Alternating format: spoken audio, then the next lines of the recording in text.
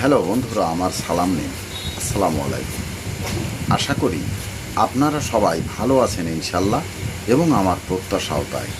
সেই সাথে আমার প্রীতি ও শুভেচ্ছা নিন। আজ এ পর্যায়ে যে বিষয়ে কথা বলবো তা হচ্ছে, পৃথিবীতে মানুষকে স্বপ্নই বাঁচিয়ে রেখেছে। যে সময় মানুষের স্বপ্ন দেখা বন্ধ হয়ে যাবে, তখন তার জীবন নামক যন্ত্রটি আর চলবে না। তাই মনে রাখবেন, স্বপ্ন দেখা বন্ধ হয়েছে বলেই মানুষ আজ বৃদ্ধ হয়েছে। এ পর্যায়ে এখানেই রাখছি।